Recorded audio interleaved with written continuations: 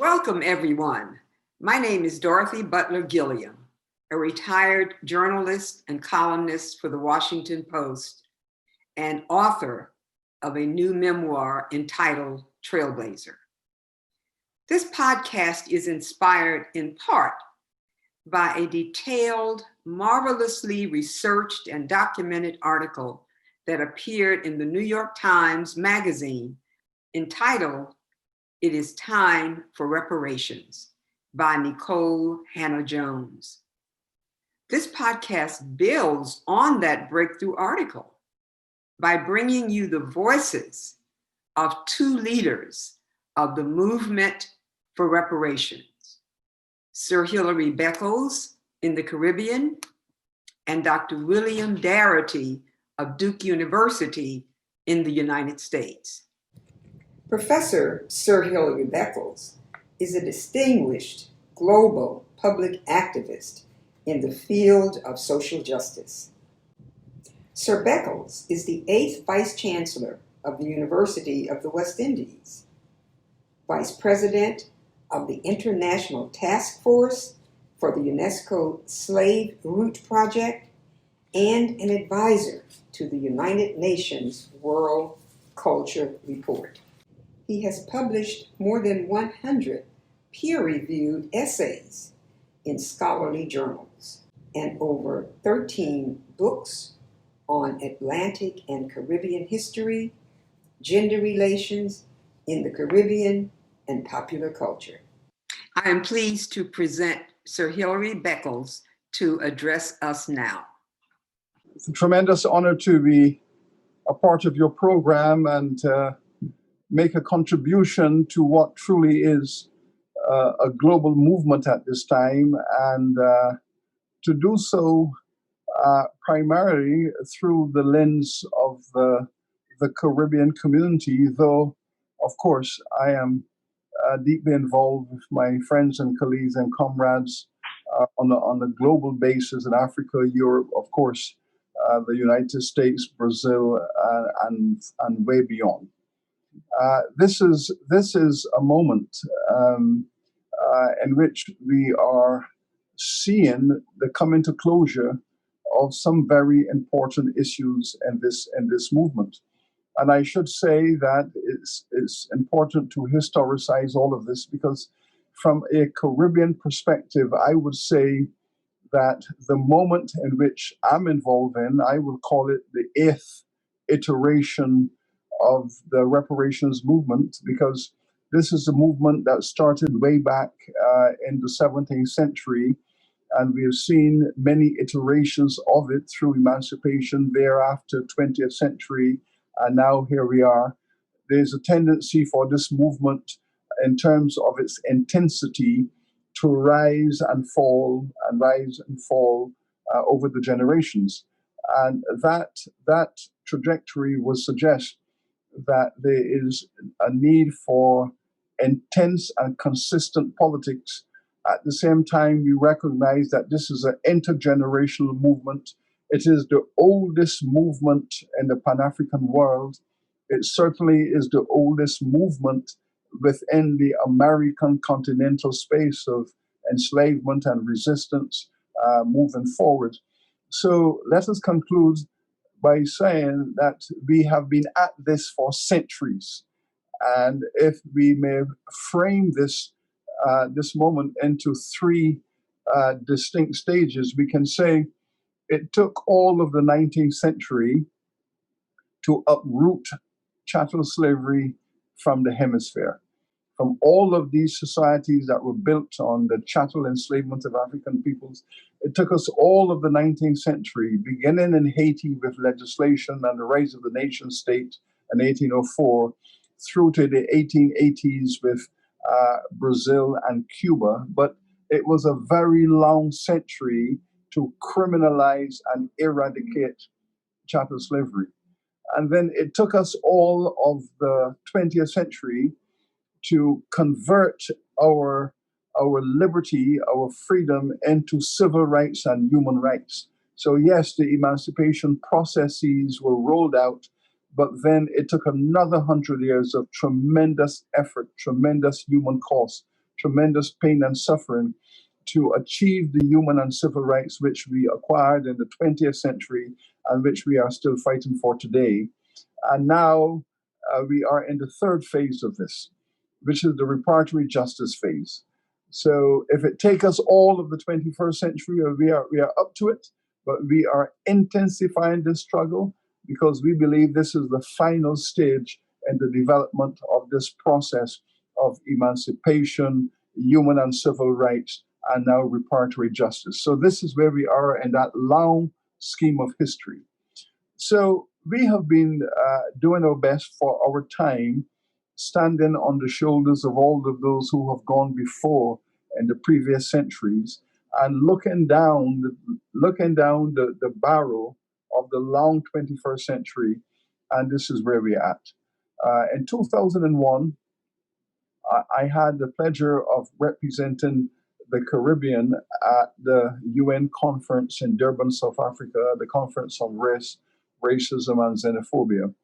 And I made the statement then that this reparatory justice movement is going to be the greatest movement of the 21st century. It's going to be the most global movement of the 21st century, simply because all of those Western nations and Western powers that were able to hold down the African people and extract from them centuries of free labor, brutalize them as physical beings, try to degrade their consciousness, their culture, their dignity, that process was put in place by all of the Western nations. This is how they extracted wealth for their own development and transformation.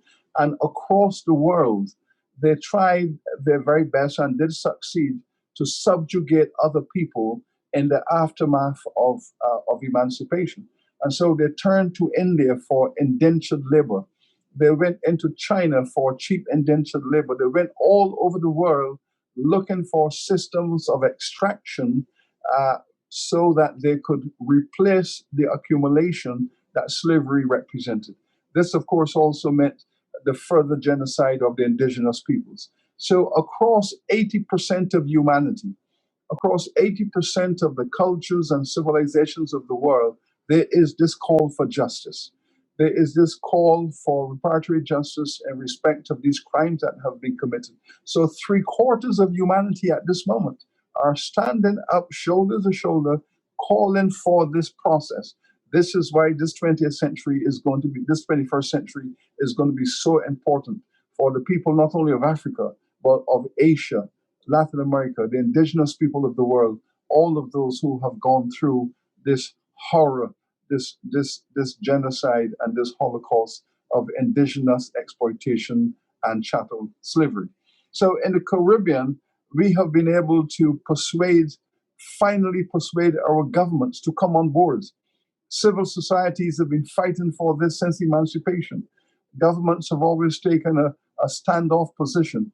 But, 10 years ago, we were able to say to all of the governments of the Caribbean, the multiple islands and nations, we need to stand together and we need to do this. And how proud we felt when all of the governments came together and formed a consensus and unanimously agreed that there is a case to be answered for reparations by the powers of Europe that enslaved the people of the Caribbean, and that all of the nations will band together in making that case. To give effect to the research, they established a commission, a CARICOM commission, to create the evidentiary basis for this claim. And a tremendous amount of work has been done, advocacy, not only in the region, but we have linked with our colleagues in the United States, we have linked with our colleagues in Africa, Latin America, and Europe. And now we have reparations commissions all over the world, collecting the evidence, building the case. The governments of the Caribbean have written to the governments of Europe, calling for a summit to discuss this matter. They wish to have not bilaterals, they wish to have a meeting with all of the European nations to sit and talk about this history, about the future, and how this reparatory process should be worked out. So we are in that process of diplomacy where governments of Europe all of them that participated in this crime against humanity have received formal letters. But in addition to this, we have also said that the private sector companies, all of the major corporations that were a part of this in the City of London, all of the major financial institutions, the Bank of England, Lloyds of London, Barclays Bank, all of the major institutions that were deeply embedded in slavery and slave trading, this last 5 years or so has become the age of apology. Every day I open the newspapers and another corporation is apologizing. Universities that invested in slavery, universities that bought and sold slaves, universities that receive endowments from the slave owners to keep their universities competitive. One by one, we are hearing of apologies.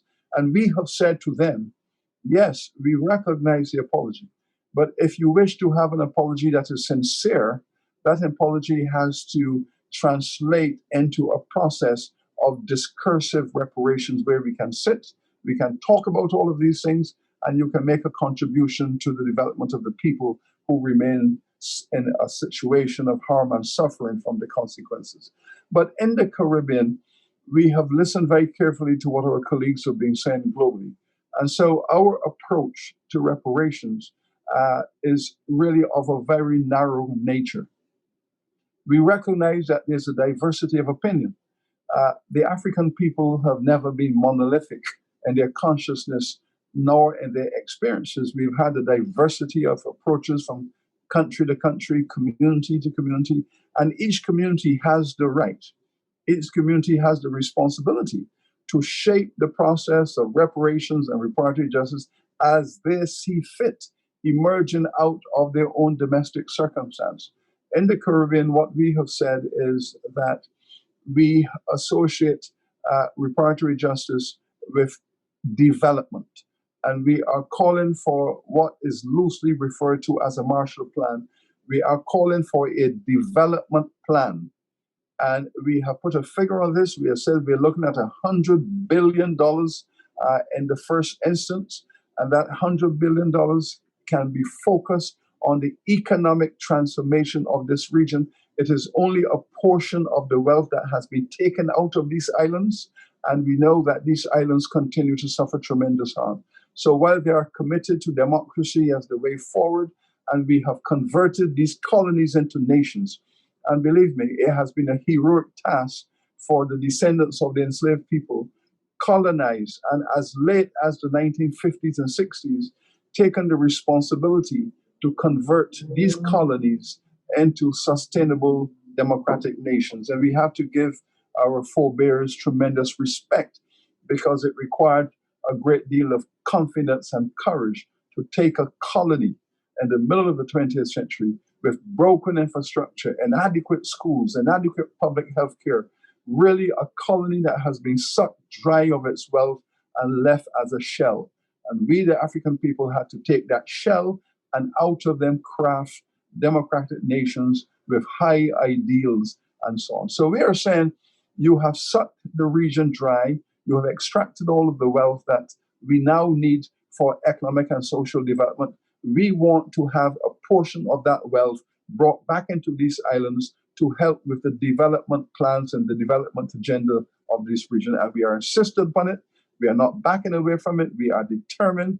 And if it takes 100 years, we are going to persist and we are going to go global. We are going to make this matter something for the world to observe. It's going to be a spectacle of philosophy, of politics, of legal authority, and of course of justice. And we have said this to the universities. We have said this to the Church of England. We have said this to the royal family. We've said this to the British, French, Dutch, Portuguese, Spanish, Russian, and German governments. And so we now have a circumstance, I believe, where people are sitting up and they are prepared to listen. And we are prepared to sit with them and speak about a development strategy for a region that has suffered the greatest abuses of modernity in the context of chattel slavery, native genocide, apartheid, and persistent colonization. The process is not complete as yet because there are still colonies in the Caribbean. There are still islands in the Caribbean that are owned by European powers. Martinique, Guadeloupe are still French colonies. The Virgin Islands are American colonies. The Virgin Islands are British colonies. We have Cayman Islands, we have Turks and Caicos.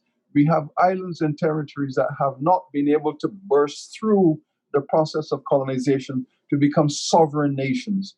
And so those countries like Jamaica and Barbados and Trinidad and Guyana and Antigua and the Bahamas, those countries that forged ahead with their sovereignty, we have to support them with reparatory justice. They have a right to have that wealth that was taken from them, some of that brought back to the region.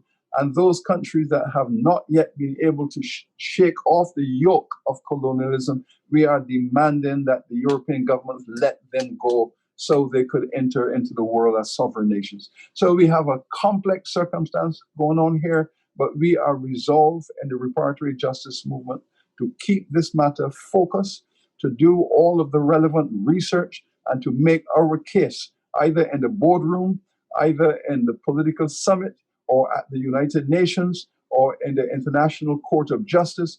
We will take our case wherever we can because we believe our case is just and long overdue. Thank you for a very comprehensive, rich, and passionate presentation. And you've given us so much information and so much to absorb. And I think many, certainly Americans, will be not only surprised to know how much you've already done, but hopefully it will also influence some of the efforts in America as well. Dr. William Sandy Darity is the Samuel DuBois Cook Professor of Public Policy, African and African American Studies and Economics, and the Director of the Samuel DuBois Cook Center on Social Equity at Duke University. Dr. Darity's research focuses on inequality by race, class, and ethnicity, the racial achievement gap, and labor market outcomes. His most recent book, co-authored with A. Kirsten Mullen, is entitled From Here to Equality, Reparations for Black Americans in the 21st Century. Dr. William Darity will address us now. Thank you very much, Ms. Gilliam. I'm thrilled to have the opportunity to have a conversation with you today about reparations. Kirsten Mullen and I just had published, as you mentioned, a new book called From Here to Equality, Reparations for Black Americans in the 21st Century. And we opened that book by defining reparations as a program of acknowledgement, redress, and closure for a grievous injustice or for a set of grievous injustices. We define acknowledgement as the provision of an apology by the culpable party for the grievous injustices. This culpable party not only will recognize that it has committed severe and harmful damages to a victimized community, but it will also make a commitment to engage in an act of restitution. It will commit itself to try to right the wrong to the extent possible. And so that leads to the second component of our definition of a reparations project, which is redress. Redress constitutes the act of restitution. And historically, it has involved very often the provision of direct payments in compensation to the victimized community. A couple of examples are the German government's provision of direct payments to the victims of the Holocaust. Another example is the United States government's provision of direct payments to Japanese Americans who were unjustly incarcerated during the course of World War II. So it's quite normal to rely upon direct payments to eligible recipients as the form of compensation. The third component of reparations is what we refer to as closure, which is a coming to terms between the victimized community and the culpable party over the terms of redress. And so to the extent that those terms of redress are satisfactory, the two communities will come to a consensus that no more claims will be made upon the culpable party for the historic injustices that they bear responsibility for. There will be no more claims made whatsoever by the victimized community unless there is a renewal of the atrocities or an extension to a new type and new set of atrocities altogether. And so closure is essentially a coming to terms. It is coming to a point of settlement where an acknowledgement is made on the part of the victimized community that the debt has been paid satisfactorily. Now, in the context of reparations for Black Americans, our focus is on three phases of atrocities that have taken place in the United States that constitute the case for reparations. The first of these is the obvious one, slavery. But we have strong reservations about people referring to slavery reparations, in large part because we think that there's an extended history that stretches beyond the years of enslavement that has to be taken into account in developing the bill for reparations. That extended history includes nearly a century of legal segregation in the United States, inclusive of a wave of massacres that took place from the end of the Civil War into the 1940s that resulted in the destruction of Black property, the taking of Black lives, and in many instances, the seizure of Black property by the white terrorists. And perhaps the most notable examples among these are the Wilmington Massacre of 1898 and the massacre that took place in Tulsa, Oklahoma in 1921. Perhaps those are the ones that people are most familiar with. But in the year 1919 alone, what's known as the Red Summer of 1919, there were upwards of 30 of these massacres that took place nationwide, north and south, east and west, at locations as diverse as Omaha, Nebraska, Chicago, Illinois, Washington, D.C., and Elaine, Arkansas. So during the course of this period of time, there was a substantial effort on the part of white mobsters to essentially destroy or raze to the ground any evidence of Black economic prosperity in the United States. So we argue further that the third phase that's relevant to the case for reparations is the period of atrocities that have taken place in the aftermath of the passage of the Civil Rights Acts of the 1960s. These include, first, ongoing mass incarceration. Second, ongoing police executions of unarmed Blacks. Third, ongoing discrimination in labor, employment, credit, and housing markets. And then finally, and this is most significant from the standpoint of the case that Kirsten Mullen and I build for reparations, the enormous racial wealth differential in the United States, what people customarily refer to as the racial wealth gap. The 2019 Survey of Consumer Finances indicates that the average Black household in the United States has $850,000 less in net worth than the average white household. This corresponds to a circumstance in which Black Americans who are descendants of persons enslaved in the United States have about 2.5% of the nation's wealth, despite constituting about 13% of the nation's population. We estimate that if we were to bring the Black share of wealth into consistency, at least with the Black share of the nation's population, it would require an expenditure of somewhere in the vicinity of $10 to $12 trillion. And this is precisely what we identify as the target for a reparations project. Moreover, as we argue in our recent book, From Here to Equality, elimination of the immense racial wealth gap should be the primary objective of a reparations project for Black American descendants of US slavery. This is critical because the racial wealth differential is the economic indicator that best captures the cumulative intergenerational effects of white supremacy in the United States. It captures the cumulative effects of all of the atrocities that Black Americans have been subjected to, the cumulative effects on their economic status. So this is why it should be a focal point for a reparations project. Racial disparity in the United States in wealth has been the product of American national policies, policies that have supported white wealth accumulation at the same time that they have denied Black wealth accumulation. The Black-white wealth gap originates, in our view, with the failure to provide the formerly enslaved with the 40 acres land grants that they were promised in the immediate aftermath of the Civil War as restitution for their years of bondage.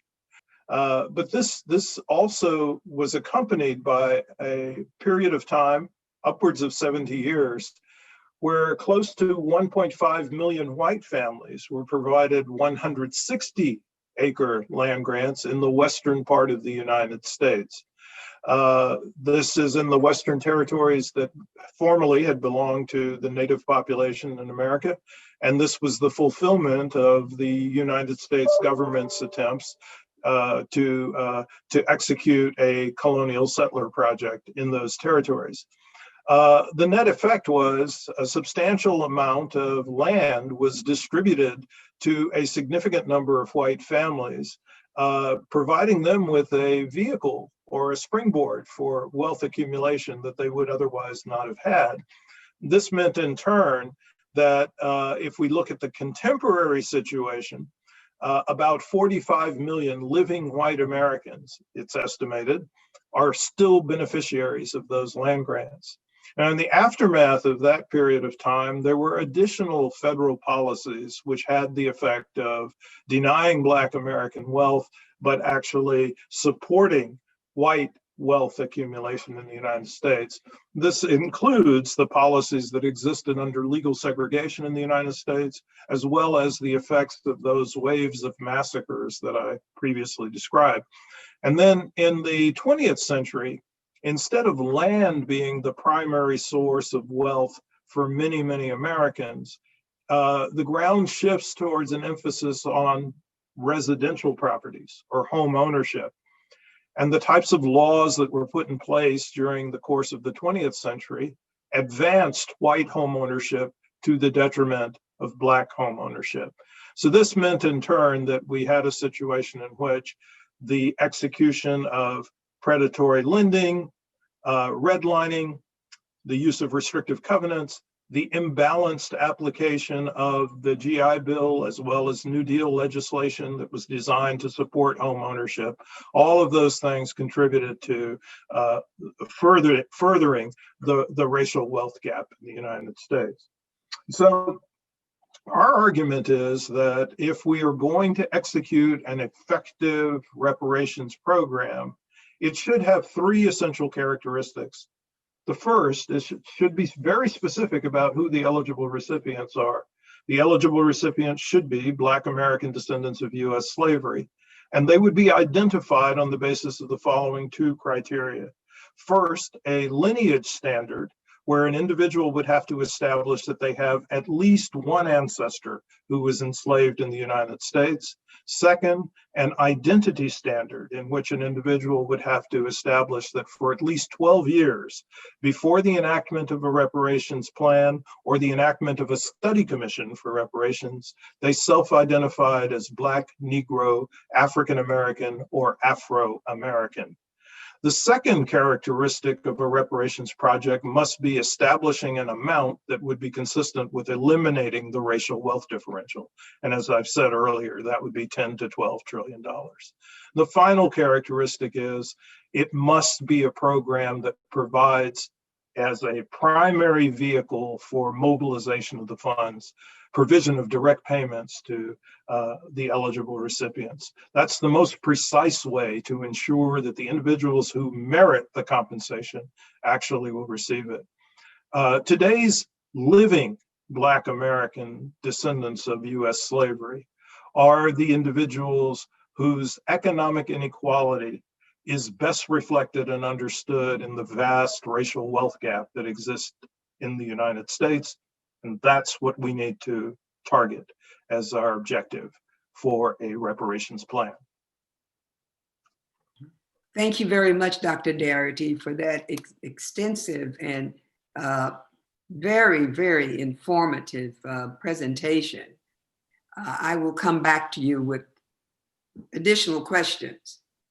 Now, you mentioned quite a few times reparative justice, and you mentioned, reparations. Could you just tell us what is the distinction between those two? Say the distinction is really one. If you want to compare a river, and you wish to compare a river with an ocean, it is really made of the same material, and they're really moving in the same kind of way. The composition of each is similar, and you're really speaking of shape rather than substance. So in terms of reparations, we might use the word specifically to refer to particular actions, specific actions. The action of enslavement has to be subject to reparations. The action of indigenous genocide has to be subject to reparations. Particular crimes such as the burning of Black towns and property, the murder of Black families, these specific actions must be treated and subject to a focused process of reparations. Reparatory justice, however, is the broader context. It's the process within which all of these actions have fitted, creating a legacy. The addressing of that legacy, which would require the implementation of philosophies of equity, of equal access, remorse, creating institutions to eradicate harm and suffering for the future generations, building systems that will give each person who has a legacy and a tradition of enslavement and colonization to be able to participate in a world that gives everyone an equal opportunity. That broader discourse of shaping societies and shaping economies and restructuring the world, that is reparatory justice. Reparations is focused on the specific actions that have been taken that must be treated singularly in order to give justice to those specific people who have suffered that harm. So that when a family has had a son or a daughter murdered, when a town has been burnt and businesses have been destroyed, the chattel enslavement of people resulting in years of degradation of their labor, we separate in a very loose kind of way the distinction between treating with specific individual or collective actions and the broader process, which is really the consequences of all of these activities, creating broad institutional injustice that must be repaired to allow for justice to flourish. Why do you feel that this is the correct moment to bring this issue to the public's attention? So from my perspective, it's always been the correct moment to bring this attention to the public attention, bring this issue to the public attention, and also to actually have such a plan of action enacted. In effect, I think Black Americans have been waiting 155 years for restitution. And so there's no single year that's a more opportune or appropriate time to do it than any other. It may be the case, though, despite the broad divide that exists in American society today, that there may be a greater opportunity to move forward on the reparations front than we have actually observed at any other point in my own lifetime. I've been actually quite startled by the amount of attention that reparations is drawing in the present moment. It seems to have been an outcome of a turn that took place in 2019, where for the first time in my experience, there were credible political figures who were actually uttering the term reparations for the very first time that I'd ever observed. But we do know the following, that in the year 2000, when the current century began, only about 4% of white Americans endorsed reparations for Black Americans. And by the year 2018, that percentage had risen to about 15%. And today, there is some evidence to suggest that the proportion is closer to 30%. So I think that anytime we try to do something dramatic in American society, there will be a division in the House. The question is, can we create a majority that would support reparations in such a way that they would put the appropriate pressure on Congress to pass the legislation that's needed? How would you see that advancing that appropriate pressure? I think that it would become vital for large numbers of Americans through a variety of organizations or through their city governments or through their state governments to form a coalition that would lobby and petition Congress for reparations for Black Americans who are descendants of U.S. slavery. Is that a program in which you would be involved or in some way helping to make certain that the thrust forward is going to be steady and organized and effective? Well, I'm not sure that I have the competence to play that type of important organizational role, but I would certainly hope that the work that Kirsten Mullen and I have been doing on this issue, and other scholars who are members of the Reparations Planning Committee that are in the process of designing a more extended plan for reparations. I hope that all of us would be available to provide support, information, and research for the organized effort to push forward on reparations. But I leave it to others to take the organizational responsibility.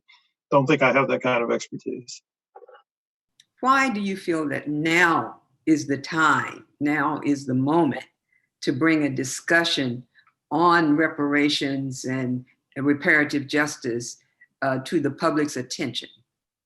I do not believe that now is the time specifically, because I believe that the time is constant. It is always the time. It has always been the time. And it makes no sense to be sidetracked. No matter what is happening in your country, in the world, should not distract from this ongoing discussion that started at the moment the crimes were committed of enslaving Black people on this continent and on. So we have been at this, as I have said, for hundreds of years, and we are not giving up. So there is no such thing in our consciousness or in our strategy as a good time, a not so good time.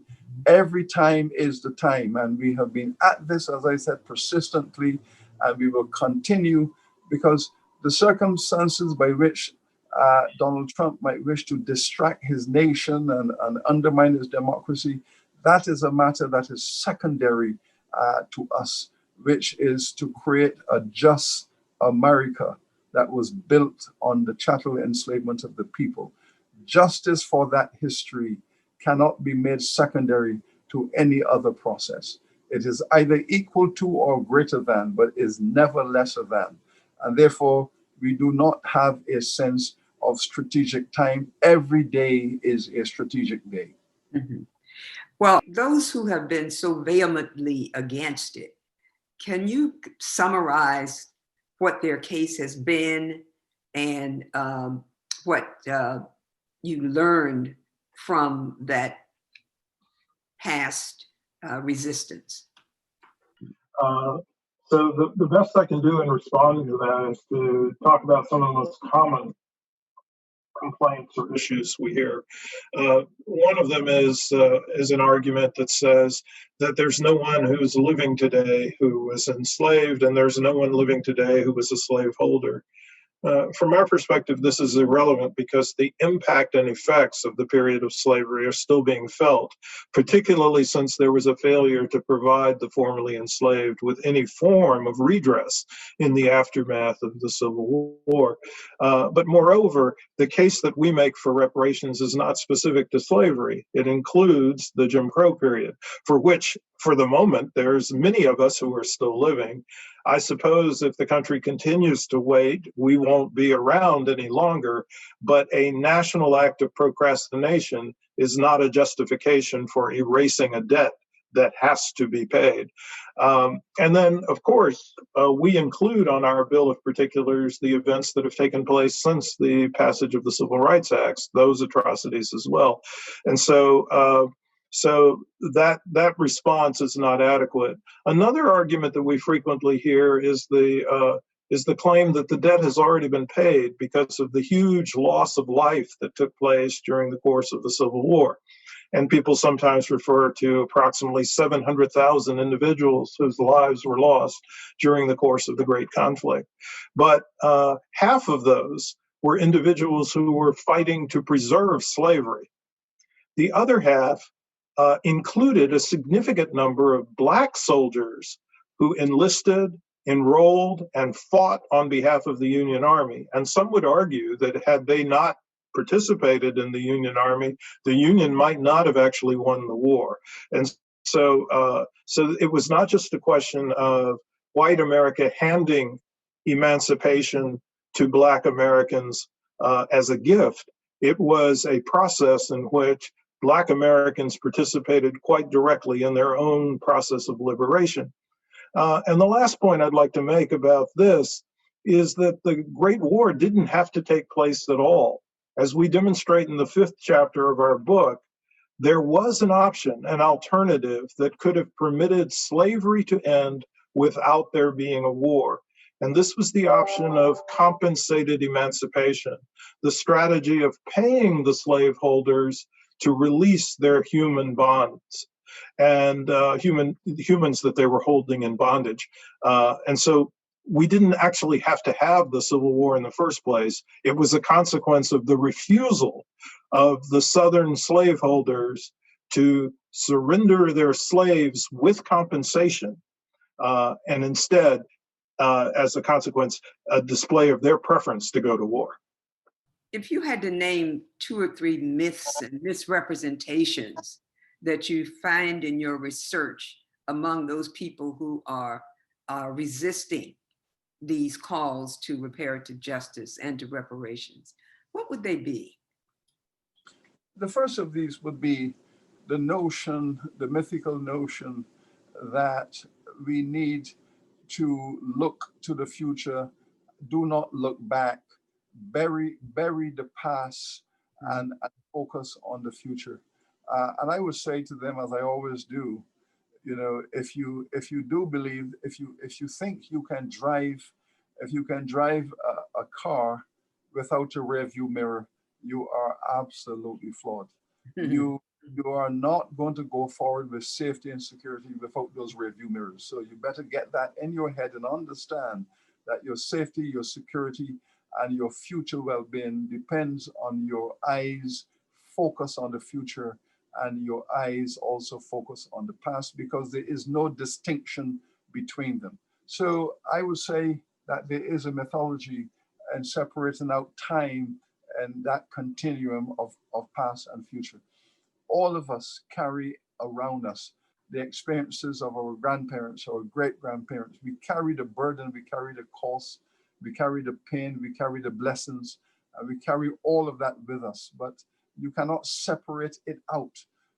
My own family, when I was growing up, my great-grandmother, who had a very important part in my upbringing, her parents were slaves. And through her, I heard a great deal about what the reality was like of total degradation, total humiliation, where your life did not matter, where a white man on a horse could take your life at any time he desired. And all of that has been passed down. So I have never been able to understand anyone who can separate out the making of their future from the significance of their past. The other issue I would say is this notion that somehow slavery persisted for the hundreds of years because we had low self-esteem and we didn't resist, we didn't fight against it, and that we were compliant. And I would say to them, listen, from the moment we heard of Christopher Columbus arriving in this part of the world, 1492, of course, the Virginia Project, then of course the Barbados Project, and then the Haitian Project. So we've had 500 years of this. And I can say to anyone, because I've done this history, I know this history, there wasn't a generation of Black people in this hemisphere. And now I'm looking at all of the hemisphere, from Alaska in the north to Argentina in the south, wherever there was chattel slavery. There wasn't a generation in which there was not a major rebellion.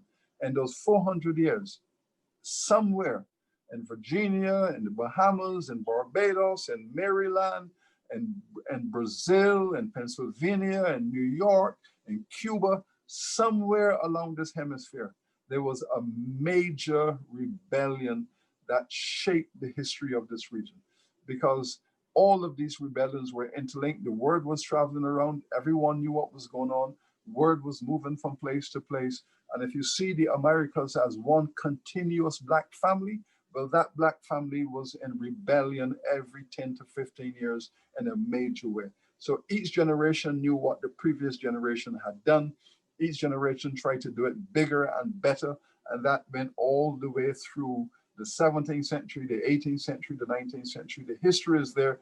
We never slept on this matter. We never slept. There was always a major war effort at liberation. But there's a third matter I would wish to add, if I could, and I would say it's this. This notion that the African people were responsible for our own victimization, and the Africans sold their people overseas, were in partnership and compliance. This is the kind of classical propaganda that has come out of Europe, that has come out of the slave trading nations, written by their historians, written by their scholars. But now we have access to all of the data. The best way in which you could actually understand what happened in West Africa is to make a comparison with the global narcotics trade.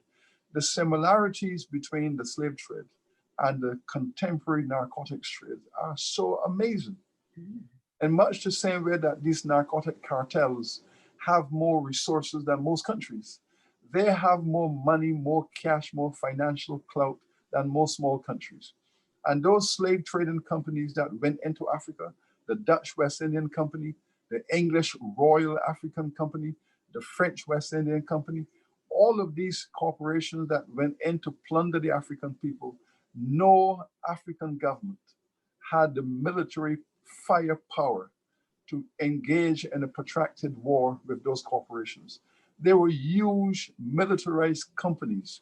And if you also realize that this notion of drugs and guns going together, the drug traffickers, that model came from the slave trade. Europe's greatest export to Africa in the 17th and 18th centuries were guns. They militarized West Africa. They flooded West Africa with guns, so that the violence that resulted from militarization allowed the trade to flourish. Could not have flourished. Ordinary people corralled because of those carrying guns. And those carrying guns were working for the slave trading cartels. It was a huge and enormous financial system. Most governments could not resist it. Some tried to make a deal with it. Some tried to compromise with it. Some governments, some kings, to protect their people, made a deal. Don't take my people, but take my neighbors. All of that was going on. But what we can tell you is this: you cannot have a major crime. You cannot have an international crime without a local collaborator. There is always a local collaborator that victimizes their own people for a profit. All the narcotics that enter, for example, through Miami, wherever they're coming from internationally, the only way they could enter the Miami airports and seaports is if there's a local collaborator. But we do not say that the American people or the American government is a drug trading government. We don't say that. We say that the government and the people are against this, but they are local collaborators. The same analysis should be applied to West Africa. The people tried their best and they resisted, they rose and they fall. They could not overcome the drug traders.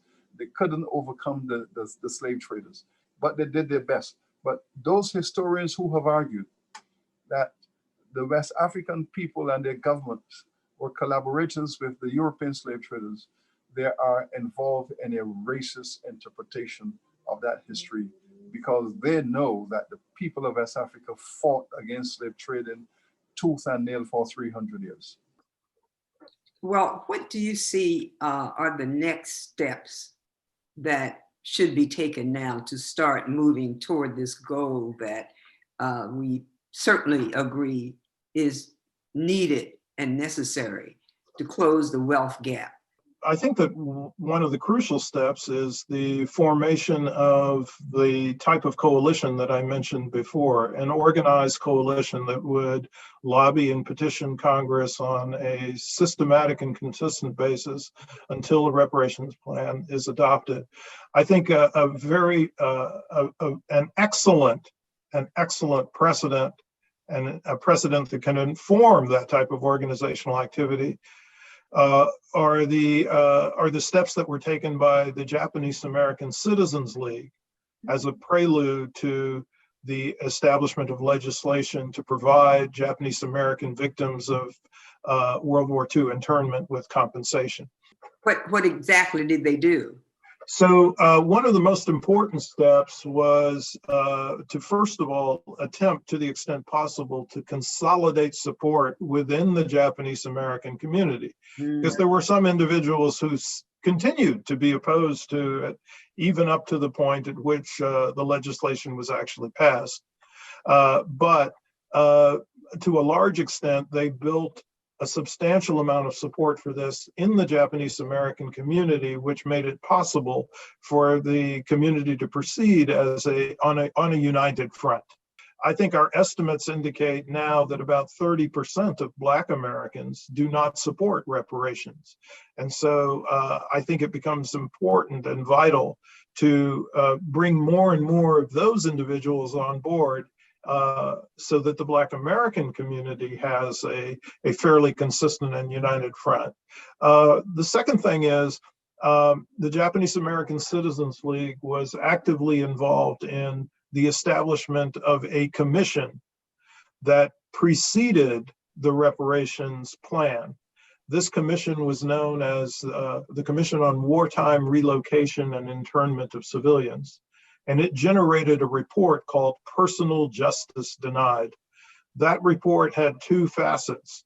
The first facet, which was in the main body of the report, was an establishment of the case for reparations. And one of the key things that was demonstrated in that report was U.S. officialdom knew that Japanese Americans were not a national security threat, but nevertheless still placed them in camps around the country and discharged them of their liberty during the course of World War II.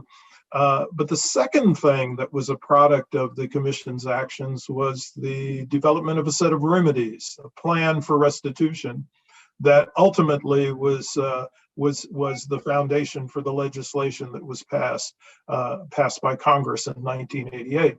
And so I think in similar fashion, there's a strong case to establish a commission that would have the responsibility for establishing the case for Black American reparations and also providing the roadmap for congressional legislation for reparations. Now, we do have a proposal in the House that's been there for about 30 years, HR 4. Yes.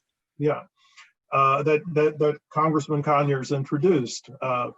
And so that could be the vehicle for the formation of the type of commission that we have in mind. But the existing legislation, the text of the existing legislation for HR 40 has some serious weaknesses. And I think it either needs to be revised or replaced. But I certainly think that the idea of a commission to lay the ground for the legislation is a valuable one. One last question. Is there an entity that you can think of now that would be the kind of entity that could start that kind of commission?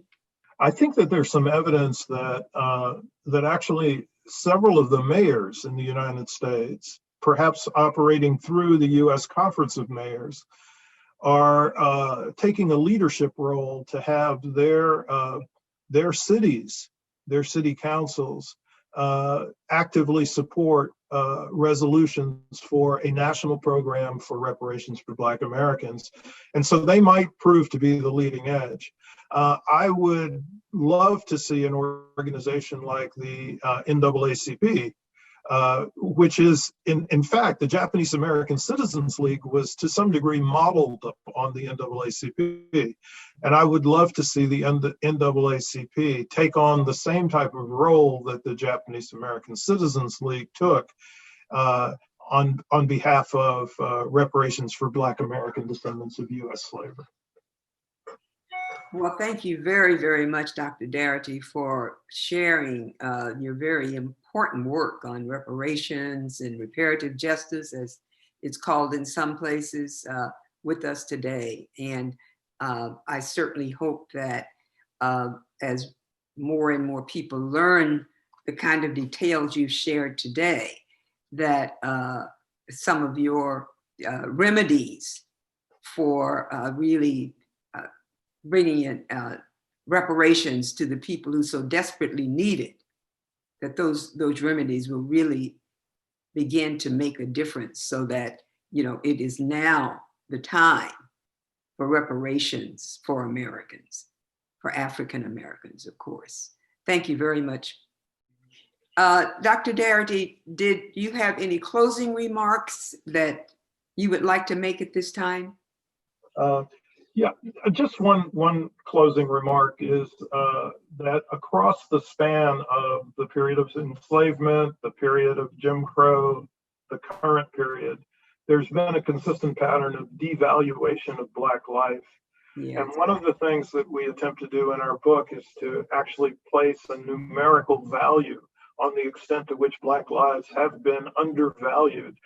So you have the Black Lives Matter movement, which talks about this idea, but I don't think that they've actually attempted to provide a numerical calculation of how much Black lives are devalued. And we propose in From Here to Equality that Black lives are typically treated as being worth 1/3 of a white life in the present moment.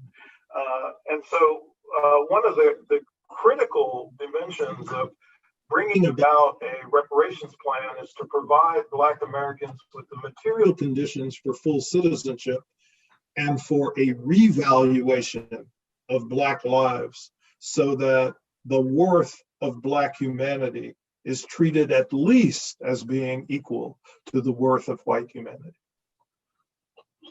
Thank you very much. It's sometimes these things are very painful to hear, but they must be heard and acted upon if we're going to really bring about a change for justice. So thank you again, Dr. Darity, for joining us today and for sharing your important information. Yeah, thanks for having me. This is a great podcast. Thank you, Ms. Gilliam. Thank you very, very much for just sharing so much of your knowledge and your experience, and it's been extraordinary. And thank you very, very much. We just appreciate so much your time and also your life and your sensitivity and just the depth of knowledge that you display, as well as your humanity. It's been such a pleasure for me to meet you after hearing so much about you, sir. And we look forward to certainly having some very good outcomes. Now, did you have any closing remarks that you wanted to make? I would just say I send blessings and greetings, of course, from the Caribbean. We are very much involved with Ron Daniels and all of our friends in the African American Reparations Commission. We work together, we share knowledge and information. And we see this reparations movement as one global movement with chapters, not separate. We have chapters all over the world, but this is really one global movement on behalf of our people. So thank you, and all the best to you, and blessings. Thank you. Thank you very much.